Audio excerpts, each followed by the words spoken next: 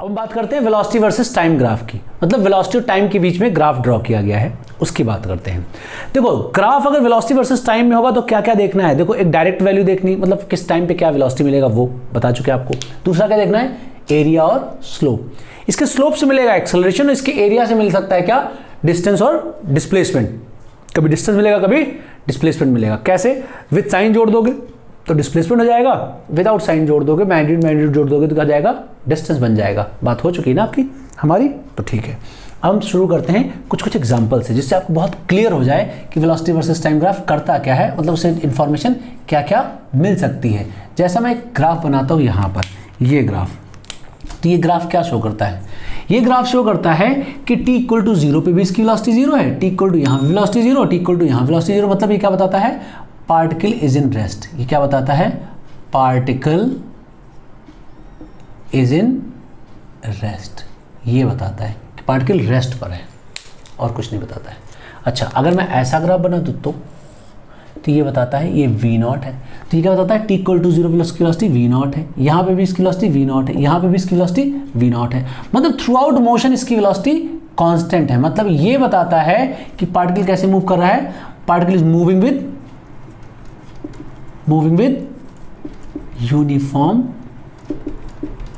Velocity, मतलब इसको बोलेंगे यूनिफॉर्म मोशन है, एक ही वेलोसिटी से मूव कर रहा है थ्रू आउट पार्टिकल, तो इसका मतलब क्या बोल जाएंगे इसको, ये यूनिफॉर्म मोशन है। और एक बात देखो, इसका स्लोप भी 0 आ रहा है, मतलब इसका एक्सेलरेशन भी 0 है।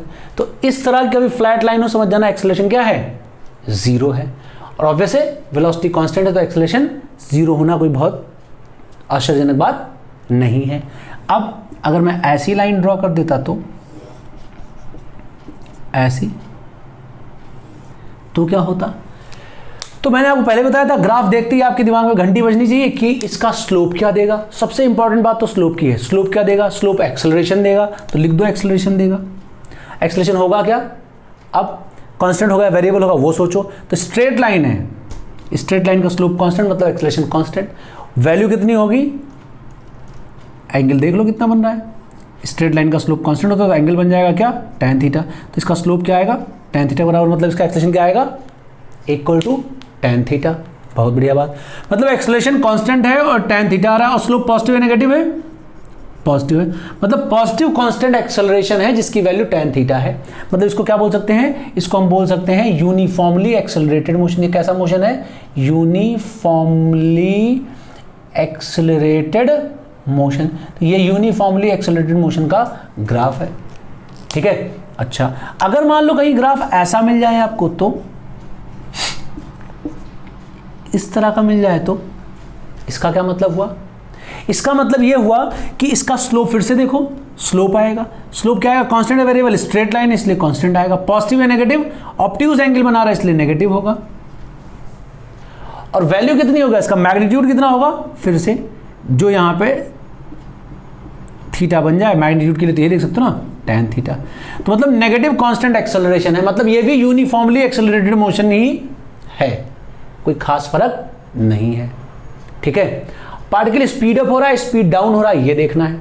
आओ, पहले वेलोसिटी इतनी थी, फिर इतनी हो गई, फिर इतनी हो गई, फिर इतनी हो गई, मतलब जैसे जैसे टाइम बढ़ता गया। अभी इस टाइम पे वेलोसिटी कितनी थी, यहाँ पे लाइन खींच दो से लाके, ये इतनी वेलोसिटी थी, फिर यहाँ वेलोसिटी कितनी हो गई, ये इतनी वेलोसिटी हो गई, तो वेलोसिटी घट रही है, मतलब स्पीड डाउन हो रहा है। वैसे भी पता था आपको स्पीड डाउन होना ही है, क्यों, वेलोसिटी पॉजिटिव है, एक्सेलरेशन नेगेटिव है, मतलब दोनों अपोजिट डायरेक्शन में, जब दोनों अपोजिट डायरेक्शन होंगे तो स्पीड डाउन ही होगा, ठीक है। अच्छा, अगर मैं ऐसा बता दूं तो,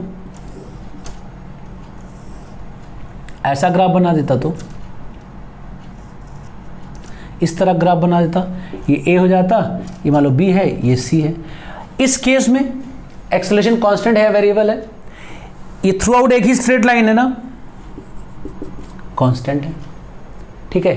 पॉजिटिव नेगेटिव थ्रू आउट एक ही लाइन है ना, एक ही जैसी बात होगी तो नेगेटिव होगा, ठीक है। अब ऐसी एक ही लाइन है ना, तो स्लोप की वैल्यू क्या आ जाएगी, यहां से देख लो, इसका मैग्नीट्यूड क्या हो जाएगा, tan थीटा। तो ये थ्रू आउट एक ही एक्सेलरेशन है, कंफ्यूज होना ही नहीं है, एक ही स्ट्रेट लाइन है, एक ही एक्सेलरेशन है, यहां भी नेगेटिव एक्सेलरेशन है, यहां भी नेगेटिव एक्सेलरेशन है, मतलब A से लेके B में भी नेगेटिव एक्सेलरेशन है, B से लेके C में भी नेगेटिव एक्सेलरेशन है। हाँ, ये अलग बात है, यहां पर वेलोसिटी की ये थी V0 थी, बी पे आके इसकी वेलोसिटी 0 हो गई, सी पे आके इसकी कुछ वेलोसिटी हो गई, ऐसे ही तो है, और तो कुछ है नहीं। तो ए से लेके बी तक वेलोसिटी पॉजिटिव थी, बी से लेके सी तक वेलोसिटी नेगेटिव थी, और तो कुछ है नहीं, है और भी कुछ। क्या? ए से लेके बी तक वेलोसिटी पॉजिटिव थी, वेलोसिटी क्या थी? पॉजिटिव थी। एक्सेलरेशन क्या था? नेगेटिव था। B to C velocity negative हो गई, एक्सेलरेशन भी नेगेटिव हो गया। अच्छा, दिख भी रहा है सबको? यहां पर एक्सेलरेशन वेलोसिटी अपोजिट डायरेक्शन में है, तभी तो स्पीड डाउन हुआ, वैल्यू घट रही। देखो यहां पे क्या हुआ? एक्सेलरेशन वेलोसिटी सेम डायरेक्शन में है, बी से सी, तभी तो देखो इसका मैग्नीट्यूड बढ़ता गया, पहले 0 था, फिर कुछ वैल्यू हुआ, फिर कुछ वैल्यू हुआ, फिर कुछ वैल्यू हुआ, बढ़ता जा रहा है। तो इतने में स्पीड अप हुआ, तो B to C speed up हो रहा है और A to B speed down हो रहा है। अब आप सोचोगे कैसे ये सब हम लोगों ने पता किया? तुमने मेरे साथ साथ पता किया ना, मैंने कुछ नई बात तो की नहीं, बस हम बात पूछते गए ग्राफ से, सिस्टमैटिक तरीके से ग्राफ से हम क्वेश्चन करते गए और ग्राफ हमें जवाब देता गया। क्या? कि ए टू बी में वेलोसिटी कैसा है, ए टू बी में एक्सेलरेशन कैसा है, ए टू बी में एक्सेलरेशन का डायरेक्शन कैसा है, बस। तो ये यूनिफॉर्मली एक्सेलरेटेड मोशन है और A to C throughout acceleration negative है। कभी ऐसा एग्जाम्पल देखा है आपने? देखा है? याद करो कब देखा है, बताओ, जल्दी जल्दी बताओ।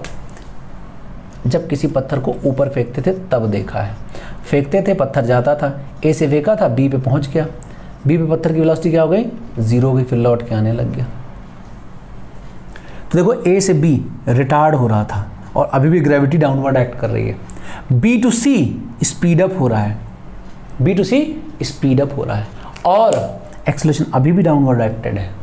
तो ये जब किसी स्टोन को ऊपर हवा में फेंकते हैं ना, जब ऊपर जाता है फिर लौट के आता है, जिसका भी मैंने पोजीशन टाइम ग्राफ बनवा के दिखाया था, उसी का ये वेलोसिटी टाइम ग्राफ है।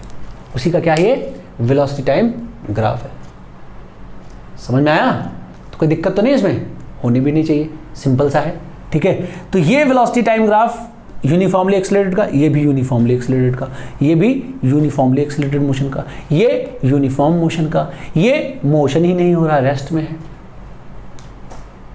सबसे ज़्यादा इंफॉर्मेशन जो देखी जाती है वो स्लोप की देखी जाती है, इसलिए आप इसको ध्यान से समझ लो। ऐसे भी हम आगे भी यूज़ करने वाले हैं। मान लो आपसे बोला जाए एक स्टोन है, एक स्टोन है, उसको हम यहाँ से थ्रो करते हैं ऊपर की तरफ और स्टोन जाता है, ऊपर जाता है जाता है जाता है और यहाँ जाने के बाद लौट के आता है, टकराता है और टकराने के बाद फिर बाउंस बैक कर जाता है यू स्पीड से और फिर ऐसे जाता है, फिर आता रहता है। ये लगातार ऐसा कर रहा है।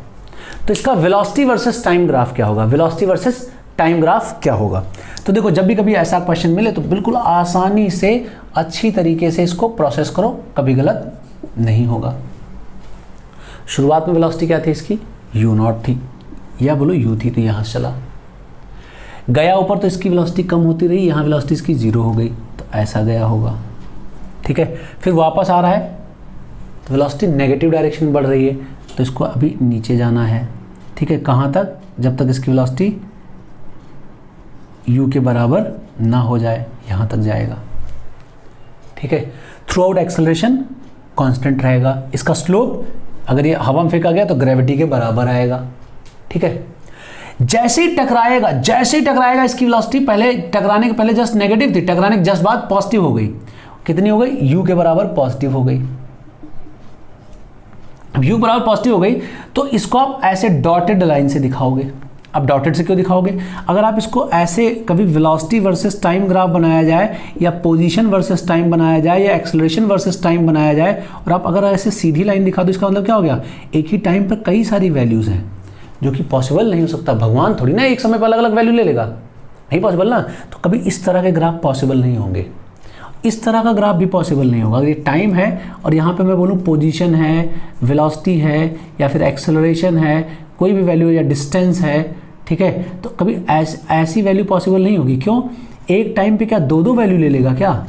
ऑब्वियसली 2 यूनिक वैल्यू नहीं ले सकता है एक ही समय पर। हाँ, अलग अलग समय पे 2 वैल्यू ले सकता है, लेकिन एक ही समय पे 2 वैल्यू नहीं ले सकता। इसका मतलब क्या हो जाएगा? ये गलत हो जाएगा, ठीक है। अब एक ही समय पे 2 वैल्यू लेने वाले क्वेश्चन कौन से हैं? कोई नहीं हो सकता, एक समय पर 2 वैल्यू वाला कोई क्वेश्चन हो नहीं सकता। लेकिन हाँ, अलग अलग समय पर 2 वैल्यूज हो सकती हैं। किन की हो सकती हैं? पोजीशन की हो सकती है। किन की हो सकती है? वेलोसिटी की हो सकती है। किन की हो सकती है? एक्सेलरेशन की हो सकती है। किन की हो सकती है? स्पीड की हो सकती है। किन की नहीं हो सकती? डिस्टेंस की नहीं हो सकती। डिस्टेंस की नहीं हो सकती। क्यों? डिस्टेंस हमेशा बढ़ता चला जाएगा, तो दोबारा कभी थोड़ी ना वापस आएगा कि एक ही अलग अलग समय पे एक ही वैल्यू ले ले। ठीक है, हाँ रुक जाएगा तब ऐसा पॉसिबल है, अदरवाइज पॉसिबल नहीं है। तो अगर कोई पार्टिकल मोशन में कर रहा है तो उसका डिस्टेंस हमेशा बढ़ता जाएगा, लेकिन ये पोजीशन हो सकता है कि ऐसे ऐसे करके डिक्रीज कर जाए। तो पोजीशन की ग्राफ ऐसा हो सकता है, वेलोसिटी का ऐसा हो सकता है, एक्सेलरेशन का हो सकता है, और किसका हो सकता है? स्पीड का हो सकता है। लेकिन अगर मैं बोलूँ कि यही ग्राफ, ये वाला एग्जैक्ट यही ग्राफ अगर मैं बोलूँ कि ये ग्राफ ऐसे ऐसे कर दो, किसके लिए? डिस्टेंस के लिए, तो पॉसिबल नहीं है। क्यों? क्योंकि डिस्टेंस घट जाएगी, पॉसिबल नहीं। तो ये डिस्टेंस की ग्राफ ही पॉसिबल नहीं है, लेकिन ये सब पॉसिबल है। तो मैंने कहा था एक समय पे 2 अलग अलग वैल्यूज नहीं ले सकता, इसका मतलब ये ग्राफ पॉसिबल नहीं है। ये एक ही समय पे 2 अलग अलग वैल्यू ले रहा है, पॉसिबल नहीं है। तो समझ में आ गया कौन से ग्राफ पॉसिबल, कौन से नहीं पॉसिबल है। तो ये तुरंत जंप कर रहा है, तो इसका मतलब आपको इसको डॉटेड से बनाना पड़ेगा, सॉलिड से मत बनाना। एक्चुअली क्या होता है, तुरंत जंप करने में मतलब 1 माइक्रो सेकंड तो टाइम लगा होगा ना, तो थोड़ा सा टेढ़ा बन के जाता है, बहुत थोड़ा सा, माइक्रो सेकंड पता भी नहीं चलेगा। इसलिए मैं इसको सीधा बना देता हूँ यहाँ से। ठीक है, अब क्या करेगा, ये लौट के फिर आएगा ऐसे ही, फिर क्या करेगा, फिर ऐसे जाएगा, फिर क्या करेगा, फिर लौट के ऐसे आएगा ऐसे। ये ऐसा ग्राफ बन के आएगा। कब? जब एक पत्थर को उछालते हो, वो गिर रहा है, जा रहा है, गिर रहा है, जा रहा है, गिर रहा है, जा रहा है। ठीक है, लेकिन यही चीज़ बदल जाएगी। कब बदल जाएगी? अगर बोला जाए, ध्यान से सुनो, अगर बोला जाए पत्थर गिर रहा है और हर बार ये वेलोसिटी अपनी लूज कर देता है, जितनी बार गया आया और जितनी बार टकराया उतनी बार उसकी वेलोसिटी कम हो जा रही, तब कैसा ग्राफ होगा? ध्यान से देखो, कम मान लो आधा हो जा रहा है वेलोसिटी। कैसा हो जा रहा है? आधा हो जा रहा है। तो मान लो ये u वेलोसिटी था, तो u वेलोसिटी था, तो यहाँ से ऐसे आएगा, तो फेंका आपने, 0 हुआ, फिर लौट के आया, तो यहाँ तक तो u रहेगा, तो यहाँ तक तो u रहेगा इसका, और जैसे ही टकराएगा तो वैसे ही क्या हो जाएगा, इसकी वेलोसिटी आधी हो जाएगी। तो तुरंत टकराने के बाद क्या हो जाएगी, इसकी वेलोसिटी हाफ हो जाएगी। क्या हो जाएगी? हाफ हो जाएगी। तो यहाँ से शुरू करेगा, अब कहाँ शुरू करेगा? यहाँ से शुरू करेगा ऐसे, यहाँ से शुरू करेगा, अब कहाँ तक जाएगा? हाफ तक जाएगा। ठीक है, और जैसे टकराएगा फिर क्या हो जाएगी, इसकी फिर वेलोसिटी 1/4 हो जाएगी ऐसे। तो अब क्या हो जाएगा, अब यहाँ से शुरू करेगा ऐसे ऐसे, तो मतलब इसका ग्राफ कुछ ऐसा आएगा, हर बार रिड्यूस होता चला जाएगा, लेंथ इसकी छोटी होती चली जाएगी। तो अगर आपको बोला जाए कि जितनी बार ये गिर रहा है, जितनी बार ये गिर रहा है, जितनी बार ये गिर रहा है, जितनी बार गिर रहा है और टकरा के वापस जा रहा है, उतनी बार वेलोसिटी कम हो रही, तो इसका ग्राफ ऐसे लेंथ, फिर ऐसे लेंथ, फिर ऐसे लेंथ छोटी होती चली जाएगी। तो पहले आया, यूज फेंका था, यहाँ यू टकराएगा, तुरंत वापस जाएगा तो u/2 हो जाएगा, फिर आएगा, फिर यहाँ आएगा तो -u/2 होगा, टकराएगा तुरंत u/4 हो जाएगा, फिर ऐसे u/8, ऐसे ऐसे घटता चला जाएगा। क्लियर हुआ? समझ में आया? तो सिंपल सी बात क्या थी कि आप इसका वेलोसिटी टाइम बना सकते हैं कभी ऐसा आए तो। अच्छा, अगर मान लो मैं आपको बोलूं कि कोई पार्टिकल है जो मूव कर रहा है ऐसा कि उसका एक्सेलरेशन पॉजिटिव और लगातार बढ़ता जा रहा है, एक्सेलरेशन पॉजिटिव है और एक्सेलरेशन की वैल्यू लगातार बढ़ती जा रही है। ठीक है, तो उसका वेलोसिटी टाइम ग्राफ कैसा आएगा? तो मान लो कोई पार्टिकल ऐसे चल रहा था, ऐसे था, तो ऐसे ही तो ग्राफ आएगा। क्यों ऐसा बनाया हमने?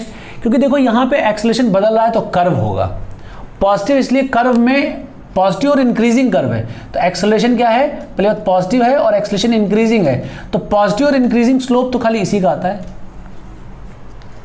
तो आपको ऐसा ग्राफ ढूंढना पड़ेगा। आपको बताया है मैंने स्लोप वाले चैप्टर में क्या कि कैसे ग्राफ ड्रॉ करते हैं। तो आपको कैसा ग्राफ ड्रॉ करना था? ऐसा वेलोसिटी टाइम ग्राफ ड्रॉ करना था जिसका स्लोप पॉजिटिव और इंक्रीजिंग हो। तो पॉजिटिव इंक्रीजिंग स्लोप तो इसी का होगा ना।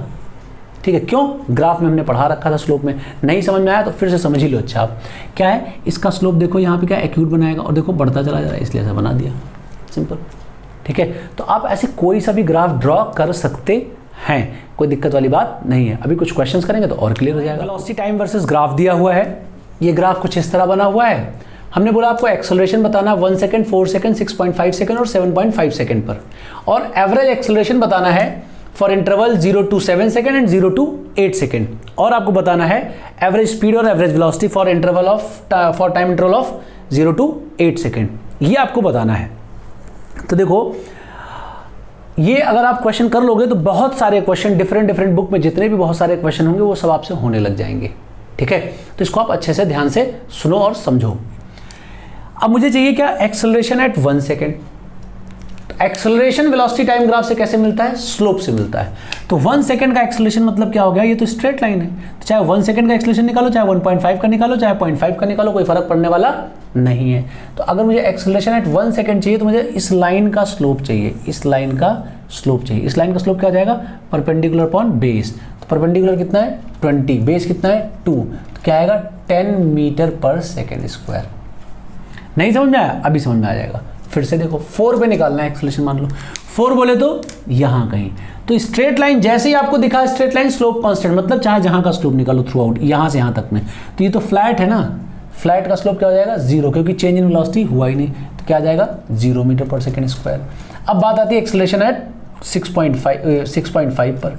6.5 कौन सी लाइन है? ये वाली लाइन पे पड़ता है, यहाँ कहीं पे।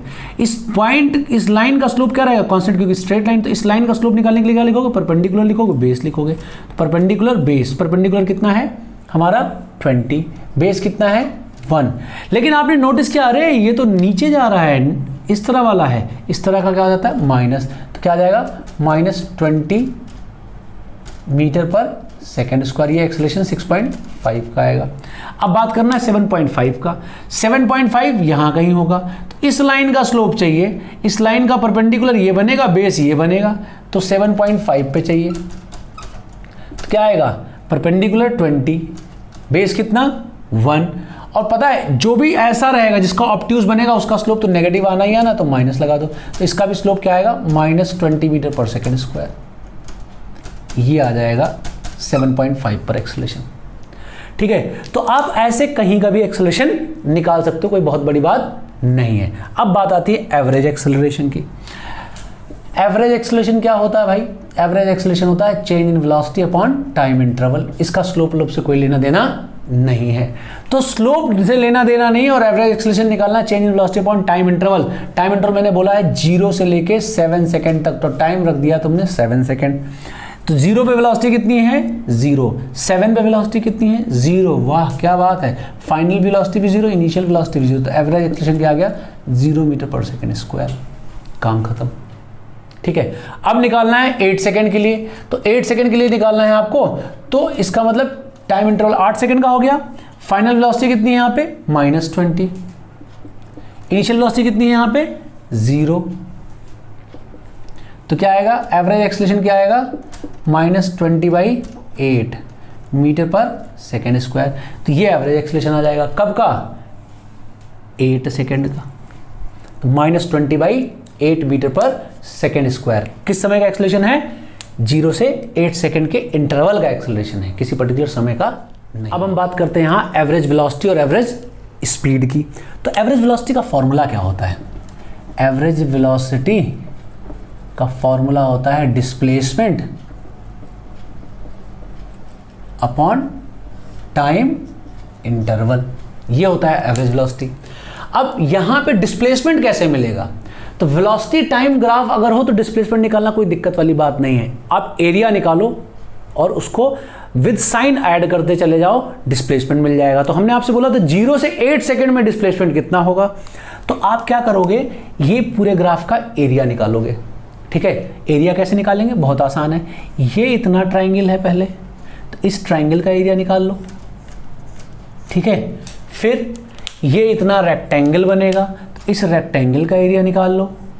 ठीक है, तो क्या देंगे ये सब? ये सब डिस्प्लेसमेंट देंगे। अब ये ट्राइंगल है तो इस ट्राइंगल का निकाल लो, ये ट्राइंगल है तो इस ट्राइंगल का निकाल लो। ऐसे सभी ट्राइंगल का एरिया निकाल लो, तो क्या मिलेगा आपको? डिस्प्लेसमेंट मिलेगा। कैसा डिस्प्लेसमेंट मिलेगा? ये जो एरिया होगा ना यहां से यहां तक का, ये इतना एरिया, ये इतना देगा 0 से 2 सेकेंड का डिस्प्लेसमेंट ये। और ये एरिया क्या देगा? ये एरिया देगा 2 से लेके 6 सेकेंड का डिस्प्लेसमेंट, मतलब 4 सेकेंड के जो इंटरवल है 2 सेकेंड से 6 सेकेंड वाला, वो देगा इतना डिस्प्लेसमेंट। और ये क्या देगा? ये देगा 6 से लेके 7 सेकेंड के इंटरवल तक का डिस्प्लेसमेंट। ये क्या देगा? ये 7 से लेके 8 सेकेंड के इंटरवल का डिस्प्लेसमेंट देगा। ठीक है, समझ में आ गया? चलो, अब इसका एरिया कैसे निकालेंगे? सिंपल है, ट्राइंगल का जैसे एरिया निकालते हो वैसे निकाल लो। निकाल सकते हैं, बिल्कुल निकाल सकते हैं। तो ये क्या हो गया? ये परपेंडिकुलर है। परपेंडिकुलर कितना है हमारा? 20। बेस कितना है? 2 डिवाइड बाई 2, तो 0 से लेके 2 सेकेंड तक का जो डिस्प्लेसमेंट होगा, जिसको हम बोल देते हैं डेल्टा x1, 0 से 2 सेकेंड तक का, वो कितना आएगा 20, तो 20 मीटर हो जाएगा डिस्प्लेसमेंट 0 से लेके 2 सेकेंड में, ऐसे कैंसिल हो जाएगा। अच्छा 2 से लेके 6 सेकेंड, मतलब ये हो जाएगा डिस्प्लेसमेंट इस इंटरवल का, तो क्या हो जाएगा, ये 20 हो जाएगा, ये कितना हो जाएगा 4, तो क्या लिखा जाएगा 20 इंटू 4, ये क्या हो जाएगा 80 मीटर। ये आ गया 2 से लेके 6 सेकेंड तक का, पीस की स्पीड से चल रहा था 4 सेकेंड तक, तो 80। इस ट्रायंगल का डिस्प्लेसमेंट क्या देगा, इस ट्रायंगल का डिस्प्लेसमेंट देगा 6 से लेके 7 सेकंड के इंटरवल का डिस्प्लेसमेंट। कभी अगर मान लो इतना ही क्वेश्चन आया 6 से 7 सेकंड में कितना इंटरवल में डिस्प्लेसमेंट हुआ, तो इसका एरिया निकाल लो, क्या आएगा परपेंडिकुलर 20, बेस कितना 1 डिवाइड बाई 2, तो क्या आएगा 10 मीटर हो जाएगा। यहां ये डिस्प्लेसमेंट देगा 7 से 8 सेकंड के इंटरवल में, तो डेल्टा x4 हो जाएगा। नीचे इसलिए नेगेटिव लगा दो, ठीक है, कुछ सोचो मत, नेगेटिव लगा दो। अब परपेंडिकुलर 20 का, या माइनस वाले चक्कर मत फंसना, ठीक है, 1 डिवाइड बाई 2, तो -10, तो ये डिस्प्लेसमेंट हो जाएगा 4 सेकंड का। तो हर इंटरवल का आपको डिस्प्लेसमेंट मिल गया, ठीक है। अब हमें लिखना है क्या, एवरेज वेलोसिटी, क्या होगा एवरेज वेलोसिटी। तो टोटल डिस्प्लेसमेंट लिखते हैं, 20, 80, 10 और -10, तो क्या हो जाएगा 20, 80, 10 और -10 डिवाइड बाई 8 सेकेंड का इंटरवल। तो अब आप खुद देखो कितना बचा, ये कैंसिल हो गया, तो क्या आया 100 डिवाइड बाई 8 मीटर पर सेकेंड। ये आ गया आपका V एवरेज। कुछ ज़्यादा आपको सोचने की जरूरत नहीं है। अब रही बात एवरेज स्पीड की, तो एवरेज स्पीड क्या हो गया, एवरेज स्पीड हो गया आपका डिस्टेंस अपॉन टाइम इंटरवल। अब अगर आपको डिस्टेंस पूछा जाए तो कैसे निकालोगे, कोई दिक्कत नहीं है। हमने अलग अलग इंटरवल के डिस्प्लेसमेंट्स निकाल लिए हैं, उन्हीं डिस्प्लेसमेंट को विद साइन ना जोड़ के विदाउट साइन जोड़ दें, डिस्टेंस बन जाएगा। क्यों, इतने इंटरवल में चला इसने कितना 20, इसमें कितना चला इसने 80, इसमें आगे वाले में कितना चला 10, और फिर 10 चला, लौट क्या आया कहाँ गया उससे मुझे मतलब नहीं है, 10 चला डिवाइड बाई कितना 8, तो क्या हो जाएगा 100, ये इतना हो जाएगा 100, ये 120, तो 120 डिवाइड बाई 8 मीटर पर सेकेंड, ये आ जाएगा आगे का, मतलब एवरेज स्पीड आ जाएगा। तो अब अगर आपसे मैं पूछता कि यहाँ पे एवरेज स्पीड के बहाने मैंने खैर आपको बोला क्या है कि बहुत सारी चीज़ें और बताइए, क्यों एवरेज स्पीड के बहाने मैंने आपको क्या बताया है, अलग अलग इंटरवल का डिस्प्लेसमेंट पूछा जाए तो कैसे निकालोगे।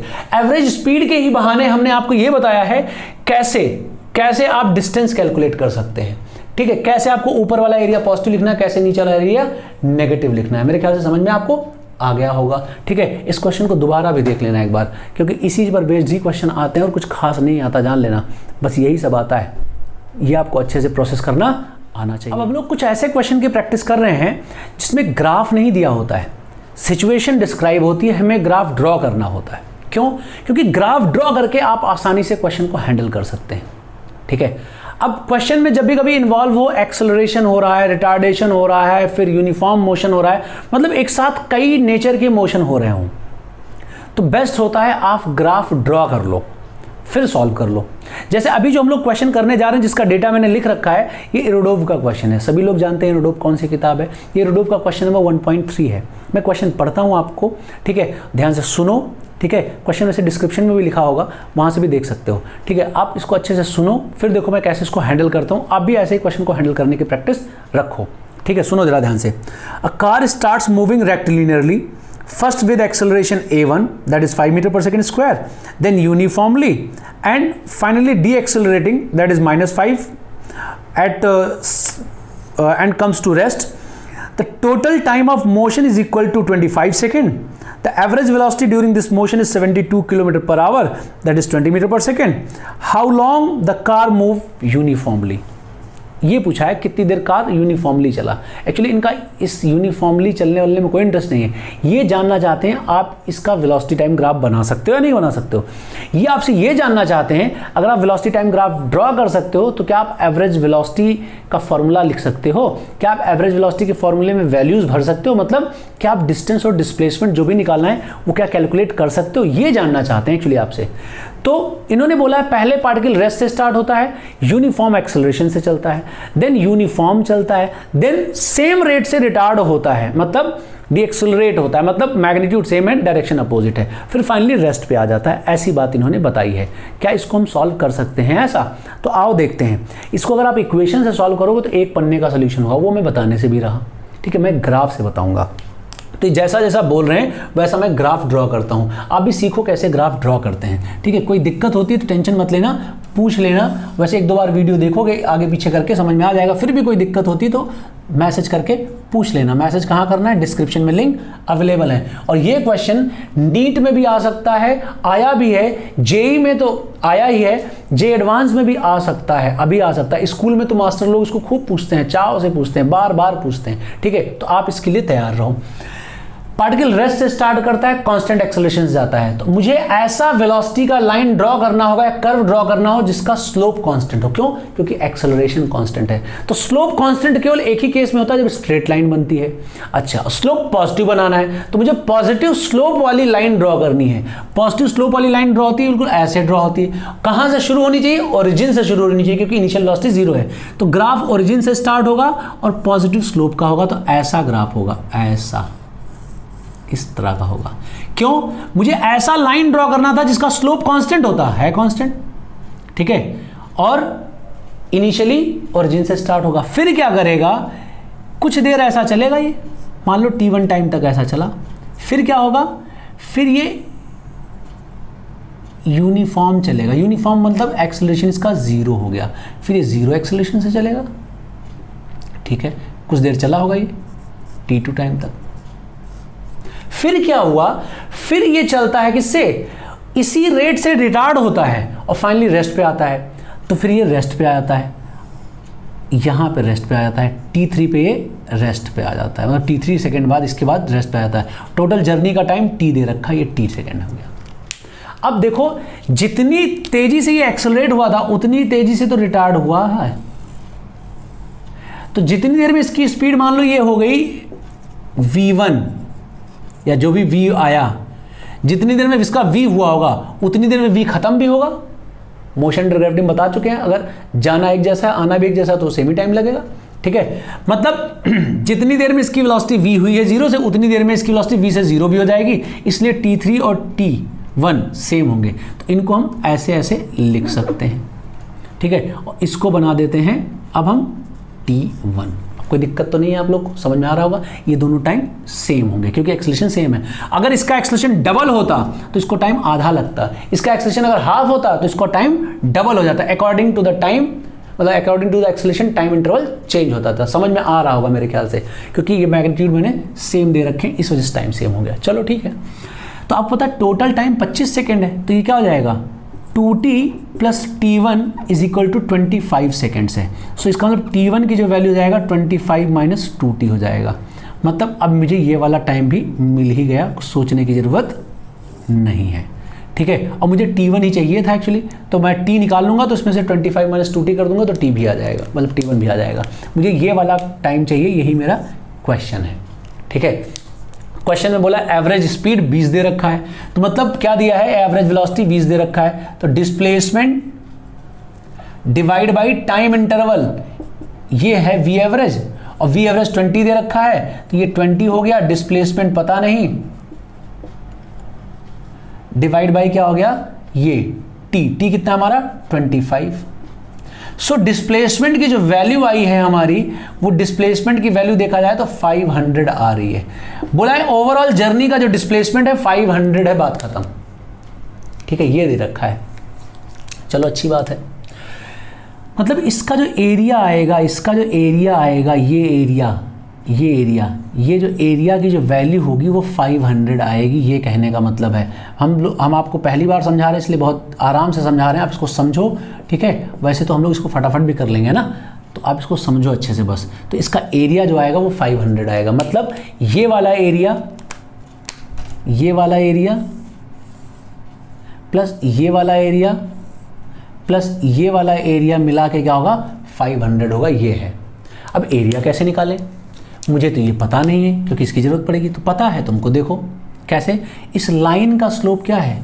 इस लाइन का स्लोप मैंने दे रखा है, क्या ए दे रखा है, तो इस लाइन का स्लोप यहाँ से यहाँ तक में निकालो क्या आएगा, परपेंडिकुलर रखोगे v, बेस रखोगे t, स्लोप क्या दे रखा है a, तो v की वैल्यू क्या आ जाएगी at और a की वैल्यू दे रखी 5, तो 5t, तो वेलोसिटी आ गई हमारी कितनी, v = आ गया 5t। चलो ये काम भी बन गया हमारा, ये काम भी बन गया। तो आओ जरा एरिया निकालने का प्रोसीजर शुरू करते हैं। तो एरिया क्या आएगा, ये वाला एरिया निकालते हैं। आओ तो क्या हो जाएगा, इस एरिया को लिखेंगे डेल्टा x1, तो डेल्टा x1 की जो वैल्यू आएगी perpendicular that is 5t into t divide by 2, तो ये जाएगा 5t²/2।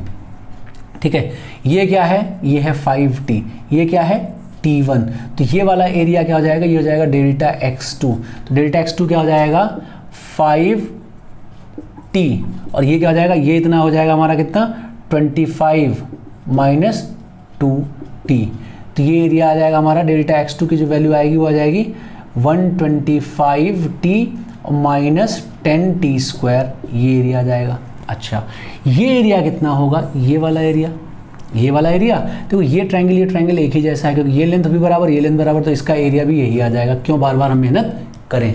ठीक है, तो डिस्प्लेसमेंट कितना आएगा, अब डिस्प्लेसमेंट आओ लिख लेते हैं फटाफट। डिस्प्लेसमेंट क्या आएगा, तीनों एरिया का सम, तो ये हो जाएगा 5t²/2। ठीक है, और ये क्या हो जाएगा, ये वाला भी एरिया हो जाएगा 5t²/2, और ये वाला एरिया क्या हो जाएगा, ये यहाँ का, ये हो जाएगा 125t - 10t², ये आ जाएगा डिस्प्लेसमेंट। तो इसको अगर हम देखें 5t²/2, 5t²/2 था, तो इसको क्या लिखेंगे 5t² हो जाएगा, ये -10t² हो जाएगा, तो ये क्या बचेगा 125t - 5t², ये आ जाएगा हमारा डिस्प्लेसमेंट टोटल, और ये डिस्प्लेसमेंट है ये 500 के बराबर है। किसके बराबर है, 500 के बराबर है। तो इसको हम बोल सकते हैं इसको हम बोल सकते हैं t² - 125t और ये क्या हो जाएगा प्लस का 100 = 0। तो इसको बोल सकते हैं t - 5 और t - 20 = 0। सो t की दो वैल्यूज आएंगी, t की दो वैल्यूज आएंगी, कौन सी, एक तो 5 होगी, एक तो 20 होगी, ये दो वैल्यूज होंगी t की। कौन सी वैल्यू होगी, रख के देख लो ना यहाँ कौन सी वैल्यू होगी। अगर आप 20 रखते हो यहाँ पे 20, तो 40 है तो माइनस में आ जाएगा, तो t1 तो माइनस हो नहीं सकता, तो 5 रखोगे तो क्या हो जाएगा, ये हो जाएगा कितना 10 और 25 तो 15, तो t1 आ जाएगा 15। तो आपको ये वाली वैल्यू सेलेक्ट नहीं करनी, क्यों, जैसे ये वाली वैल्यू यहाँ भरोगे तो ये हो जाएगा 40, तो ये -15 आ जाएगा, पॉसिबल नहीं है। ठीक है, तो क्या रखना होगा 5, आपका t5 होगा, तो t5 रखोगे तो t1 कितना आ जाएगा, t1 आ जाएगा आपका 15 सेकेंड, तो 15 सेकेंड आपका आंसर आ जाएगा। ये क्वेश्चन अच्छा क्यों है, ये क्वेश्चन अच्छा इसलिए क्योंकि इसमें आपको ग्राफ ड्रॉ करना पड़ा, तो ग्राफ ड्रॉ करने की मैंने टैक्टिक्स बता दी, प्लस कैलकुलेशन की टैक्टिक्स बता दी, आपको समझ में आ गया होगा, इसको अच्छे से आप देख लो। अब मैं एक और क्वेश्चन लेता हूँ वेलोसिटी टाइम ग्राफ का ही। ग्राफ का मतलब ग्राफ यहाँ दिया नहीं होगा, सिचुएशन दी होगी, आपको ग्राफ ड्रॉ करना है। ठीक है, जो भी क्वेश्चन करके आए एग्जैक्टली वैसा ही, थोड़ा सा चेंज है, लेकिन मैं एक प्रैक्टिस के लिए और आपको कराता हूँ। क्वेश्चन ध्यान से सुनना।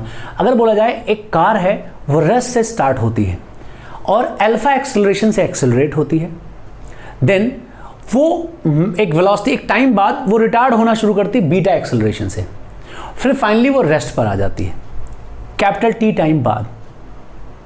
तो आपको बताना है इस यात्रा के दौरान, इस यात्रा में, इस जर्नी में मैक्सिमम वेलोसिटी कितनी होगी, V मैक्स कितनी होगी, आपको बताना है कितना डिस्टेंस कवर किया होगा।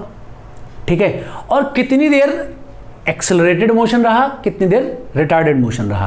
क्वेश्चन समझ में आ गया होगा मेरे ख्याल से। क्वेश्चन ऐसे आता है, अ बॉडी और car starts from rest and moves with constant acceleration alpha for some time and then after it start retarding, then it comes to rest after time t, मतलब 0 से t में। ठीक है, अब आपको बताना क्या है, अब आपको बताना है कितना मैक्सिमम वेलोसिटी होगा, कितना देर तक एक्सेलरेट हुआ, कितना देर तक रिटार्ड हुआ, क्या एवरेज वेलोसिटी होगा, क्या डिस्टेंस कवर किया होगा, ये सब पूछते हैं। तो मैंने क्या बोला, पहले एक्सेलरेशन होता है अल्फा, देन रिटार्डेशन होता है बीटा, पूरी जर्नी का टाइम जो होता है वो t होता है, ये मैंने बोला है आपसे। और पूछा क्या क्या है, मैंने पूछा क्या क्या आपसे, मैंने आपसे पूछा है कितनी देर तक एक्सेलरेटेड मोशन रहा, कितनी देर तक रिटार्डेड मोशन रहा, कितना डिस्टेंस कवर किया, कितना मैक्सिमम वेलोसिटी हुआ, कितना एवरेज वेलोसिटी हुआ। ये सारी बातें मैंने आपसे जानने को कहा है, ठीक है, ये इतनी बातें जानने को कहा है। और मैंने क्या बोला, ये एक्सेलरेशन कितना है अल्फा, रिटार्डेशन कितना है बीटा, ठीक है, इसको आप माइनस करके भी लिख सकते हो, आप समझ रहे हो, ठीक है। और पूरी जर्नी का टाइम इंटरवल क्या है, टी है, ये सब दिया है। इनिशियल वेलोसिटी क्या है 0, फाइनल वेलोसिटी क्या है 0, ये इतनी बातें हैं। तो देखो, जब मैंने आपको बताया था जब मोशन में कई सारी वैरायटी आ जाए तो क्या करते हैं, तब ग्राफ ड्रॉ करते हैं। क्या करते हैं, ग्राफ ड्रॉ करते हैं। आओ ग्राफ ड्रॉ करते हैं, बस सारी समस्या का समाधान हो जाएगा। और इसको इक्वेशन बना के सॉल्व करोगे तो बहुत तकलीफ में फंस जाओगे। तो पहले एक्सेलरेट हो रहा है कांस्टेंट एक्सेलरेशन से और इनिशियल वेलोसिटी क्या है इसकी 0, तो यहां से शुरू होगा और कांस्टेंट एक्सेलरेशन से चलेगा। मतलब मुझे एक स्ट्रेट लाइन ड्रॉ करनी पड़ेगी, क्यों, एक्सेलरेशन कांस्टेंट है, ठीक है, इसलिए स्ट्रेट लाइन ड्रॉ करनी पड़ेगी। फिर ये जो किया है इसने कितनी देर तक किया है, ये t1 टाइम तक किया है। फिर इसकी एक वेलोसिटी आ गई मैक्सिमम। फिर क्या किया, अब ये रिटार्ड कर रहा है, रिटार्ड कर रहा है, तो वेलोसिटी अगर पॉजिटिव है और रिटार्ड कर रहा है इसका मतलब एक्सेलरेशन नेगेटिव होगा। मतलब मुझे एक ऐसी लाइन ड्रॉ करनी पड़ेगी जो क्या हो, जिसका स्लोप नेगेटिव हो। तो ऐसा मैंने बना दिया, ऐसा, और फाइनली ये आके कहां हो गया, रुक गया, यहां पे आके रुक गया। ये सब करते करते इसको t2 टाइम यहां से लगा, लेकिन टोटल टाइम क्या हो गया, t हो गया, ठीक है। तो इस लाइन का जो स्लोप होगा वो अल्फा होगा, उसका मैग्नीट्यूड अल्फा होगा। और जो इस लाइन का स्लोप होगा, इस लाइन का स्लोप क्या होगा, इस लाइन का स्लोप हमारा होगा बीटा, इस लाइन का हमारा स्लोप होगा बीटा, क्योंकि ये रिटार्डेशन के लिए है, ठीक है। तो अब मैं बोलूं कि इस लाइन के लिए, इसको मैं 1 बोलता हूं, इसको 2 बोल देता हूं। तो अगर मैं 1 के लिए सॉल्व करूं तो मैं बोलूंगा क्या, कि अल्फा का जो वैल्यू आएगा वो आएगा v max divide by t1। और अगर मैं 2 के लिए सॉल्व करूंगा तो आएगा बीटा, और v max डिवाइड बाई आएगा t2। आप बोलोगे माइनस क्यों नहीं लिखा, ठीक है, मैंने स्लोप का मैग्नीट्यूड निकाला है। क्या निकाला है, मैग्नीट्यूड निकाला है, तभी मैंने ये परपेंडिकुलर, ये बेस ले लिया है, ठीक है। और आपको पता है जब मुझे साइन लिखना होगा तो मैं माइनस में करके लिख दूंगा, ठीक है। मतलब यहां से हम बोल सकते हैं v max is equal to alpha t1, और यहां से बोलना चाहें तब भी बोल सकते हैं v max is equal to beta t2। और अगर मैं रेशियो लेना चाहूं तो बोल सकता हूं t1 by t2 is equal to beta by alpha, ऐसा भी बोल सकता हूं। तो देखो ये अपने आप में एक इक्वेशन ये है और एक इक्वेशन ये है, ये 2 इक्वेशन अपने आप में तैयार होगी। अगर टाइम का रेशियो बीटा और अल्फा के हिसाब से बट रहा है तो आप टाइम निकाल सकते हैं। क्यों, क्योंकि आपको पता है t1 प्लस t2 का जो सम आया है वो आया है t, टोटल टाइम आया है t। तो आप बोल सकते हो t1 t2 अगर मेरा t है और मेरा रेशियो ये है, तो सीधा सीधा मैं डायरेक्ट बोल दूं t1 की वैल्यू क्या आएगी beta t divide by alpha plus beta. क्यों, रेशियो से निकाल लिया, इसमें कौन सी बड़ी बात है, सबको निकालना आता होगा, ठीक है। नहीं आता तो जो बीटा अल्फा के रेशियो में डिवाइड हो रहा है तो बीटा प्लस अल्फा नीचे रख दो, t1 के लिए बीटा से मल्टीप्लाई कर दो, ठीक है। नहीं समझ में आ रहा है तो आप यहाँ से t2 की वैल्यू यहाँ लाके भर दो, तब सॉल्व कर लो। और ये मैं बताऊंगा भी नहीं, ये मुझे ख्याल से तुम लोग कर लोगे, है ना। तो alpha t divide by alpha plus beta आ जाएगा। तो ये मुझे मिल गया, ये दोनों मेरे आंसर मिल गए कि कितने टाइम तक ये एक्सेलरेट किया, कितने टाइम तक ये रिटार्ड किया। अब जो तुमको मैंने अभी बताया था वहाँ क्वेश्चन जिसमें एक्सेलरेशन रिटार्डेशन बराबर थे, तो हमने कहा था दोनों टाइम बराबर आएगा ना, तो यहाँ अल्फा बीटा की वैल्यू बराबर रख दोगे तो t/2 आ गया कि नहीं आ गया, मतलब एक ही जैसे टाइम आ गए ना, t1 t2 बराबर आ गए। देखो अगर दोनों बराबर था तो बराबर आ गए, 1:1 आ गया ना। जो ज़्यादा रहेगा उसको कम टाइम लगेगा, मतलब अगर रिटार्डेशन ज़्यादा हो गया, मैग्नीट्यूड ज़्यादा हो गया तो उसको कम टाइम लगेगा, जल्दी रुक जाएगा, ठीक है। ये तो कॉमन सेंस से समझ भी जाओगे मेरे ख्याल से। ये हमारे पास 4th इक्वेशन हो गई। अगर मैं आपसे बोलूँ v max कितना है, अब चाहे फर्स्ट इक्वेशन में यहां रख दो चाहे यहां रख दो, सो वी मैक्स की वैल्यू क्या आएगी, चाहे आप इसको लाके यहां रख दो चाहे इसको लाके यहां रख दो, तो ये क्या आएगा अल्फा बीटा। बहुत इंटरेस्टिंग रिजल्ट है, इसको आप याद कर सकते हो, रट सकते हो। खासतौर पर नीट वाले बच्चे तो इसको घोल के पी जाएं, जेईई मेंस वाले भी घोल के पी सकते हैं इसको। तो वी मैक्स कितना हो जाएगा, ये alpha beta T divide by alpha plus beta, ये वी मैक्स हो जाएगा। ठीक है, अच्छा अब बात आती है, ये तो वी मैक्स की हो गई। अब डिस्टेंस कैसे निकालें, डिस्टेंस के लिए पूरा एरिया निकाल लो ना, ये पूरा एरिया, ये वाला पूरा एरिया अगर आप निकाल लो तो क्या आ जाएगा, डिस्टेंस आ जाएगा। क्या आ जाएगा, डिस्टेंस आ जाएगा। तो इसका एरिया कैसे निकालेंगे, इस पूरे ट्रायंगल का एरिया निकाल लो। तो पूरे ट्रायंगल तो अजीब सा है, तो नहीं अजीब नहीं है, परपेंडिकुलर देखो, ये परपेंडिकुलर क्या है, बी मैक्स है।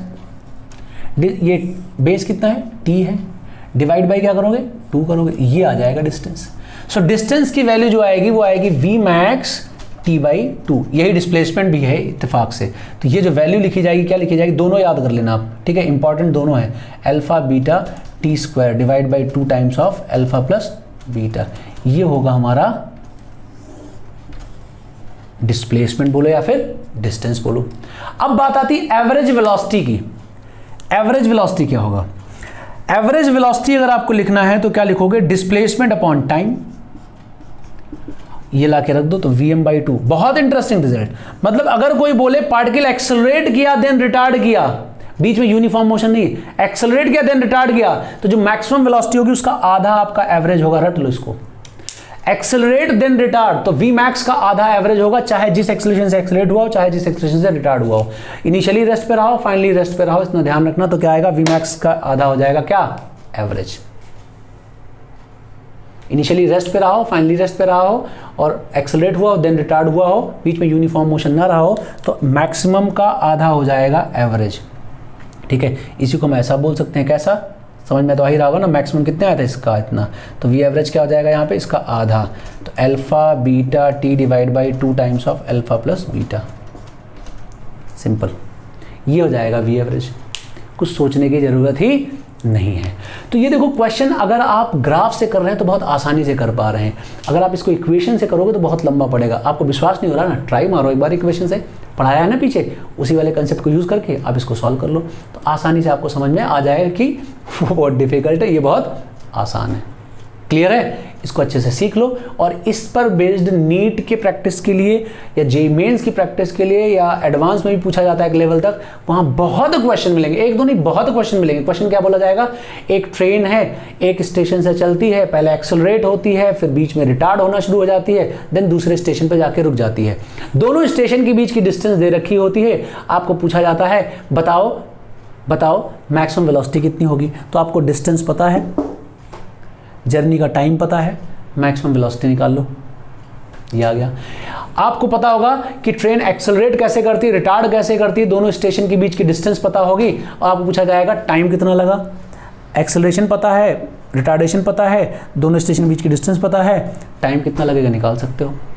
या फिर पूछ सकते हैं कितना मैक्सिमम वेलोसिटी चला होगा, तो एक्सेलरेशन पता है, रिटार्डेशन पता है, टाइम पता है, मैक्सिमम वेलोसिटी निकाल सकते हो सकता है आपको टोटल जर्नी का टाइम पता हो, एक्सेलरेशन रिटार्डेशन पता हो, आपसे पूछा जाए कितनी देर तक एक्सेलरेट किया, कितनी देर तक रिटार्ड किया, तो भी आप बता सकते हो। देखो एक साथ मैंने कई सारे क्वेश्चन आपको करा दिए, अब आप ढूंढ के कर लेना डिफरेंट बुक से। क्लियर है, फिर भी कोई दिक्कत होती है हम जिंदाबाद। मैं वेलोसिटी वर्सेस पोजीशन ग्राफ भी आपको बता देता हूँ। कभी अगर वेलोसिटी वर्सेस पोजीशन ग्राफ आपको मिले तो उससे केवल एक ही बात आपको पता चलेगी, उसका एरिया तो कभी आपको निकालना नहीं, उसके स्लोप से ही कुछ मिलेगा तो मिलेगा। जब मैं अभी आपको शुरुआत में बता रहा था तो मैंने बताया था कि उसका dv/dx कुछ देगा, लेकिन वो भी डायरेक्टली कुछ नहीं देगा, उसमें भी कुछ हमें प्रोसेस करना पड़ेगा।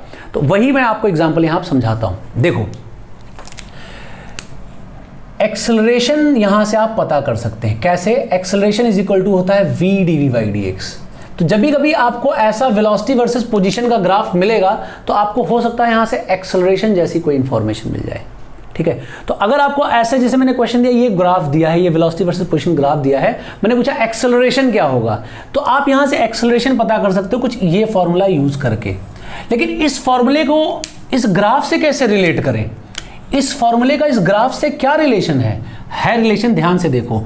a है इक्वल टू होता है v dv/dx। इसको पढ़ना सीखो, क्या लिखा है, ये लिखा है जिस समय आपको एक्सेलरेशन चाहिए उस समय की वेलोसिटी और उस समय के स्लोप को मल्टीप्लाई करो, उन दोनों को प्रोडक्ट करो, फिर आपको एक्सेलरेशन मिलेगा। ये बोलता है, ये मैथमेटिक्स पढ़ना सीखो, उसको लैंग्वेज में, लिटरेचर में बोलना सीखो।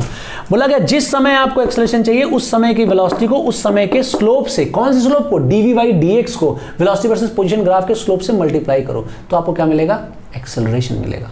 क्या मिलेगा, एक्सेलरेशन मिलेगा। ठीक है, तो एक्सेलरेशन इज इक्वल टू क्या आ जाएगा, वेलोसिटी इनटू स्लोप। तो मुझे चाहिए था एक्सेलरेशन, मान लो मुझे 3 पे चाहिए था, मैंने क्वेश्चन पूछा आपसे 3 पर एक्सेलरेशन बताओ, तो 3 पर वेलोसिटी निकालो जाके 20, और 3 पे स्लोप, 3 पे स्लोप कैसे निकालोगे, 3 पे स्लोप निकालने का तरीका ये नहीं होता कि आपने वेलोसिटी और इसको पोजीशन को डिवाइड कर दिया, नहीं, 3 पे जाके टेंजेंट ड्रॉ करो, टेंजेंट जो एंगल बनाएगा वो होगा आपका स्लोप। तो यहां क्या हो जाएगा, यहां पे dv बाई dx की जो वैल्यू होगी वो आएगी tan 30, क्या आएगी, tan 30, तो यहां पे हो जाएगा ये tan 30 हो जाएगा। तो ये आएगा एक्सेलरेशन 20/√3 मीटर पर सेकेंड स्क्वायर, ये एक्सेलरेशन आएगा 3 पर। तो 3 पर एक्सेलरेशन हो जाएगा 20/√3 मीटर पर सेकेंड स्क्वायर। तो वेलोसिटी वर्सेस पोजीशन ग्राफ से आपको अगर एक्सेलरेशन निकालना हो तो इस तरह से आप रिलेट करके निकालोगे। ठीक है, इसी टाइप का क्वेश्चन आता है, बाकी कुछ नहीं आता है, बाकी टेंशन लेने की कोई ज़रूरत नहीं है। आएगा तो तब भी यही आएगा, ये ऐसा, और कभी कुछ नहीं आएगा। ठीक है, आपको स्लोप को वेलोसिटी से रिलेट करना है बस। के बाद आपको ग्राफ में कोई दिक्कत खास ज़्यादा नहीं होगी, अगर होती है तो कोई दिक्कत नहीं, कुछ क्वेश्चन प्रैक्टिस करते रहो, वीडियोस को कंसेप्ट इंप्रूव करने के लिए वीडियो को बार बार देखो। फिर भी कोई दिक्कत रहती है तो टेंशन मतलब, डिस्क्रिप्शन में लिंक अवेलेबल है, वहाँ पर जाके मैसेज करके आप पूछ सकते हो। ठीक है, तब तक अपना ध्यान रखो और अच्छे से पढ़ाई करते रहो। और हाँ, इस वीडियो को वायरल बनाना मत भूलना। ठीक है, इसको वायरल कर दो।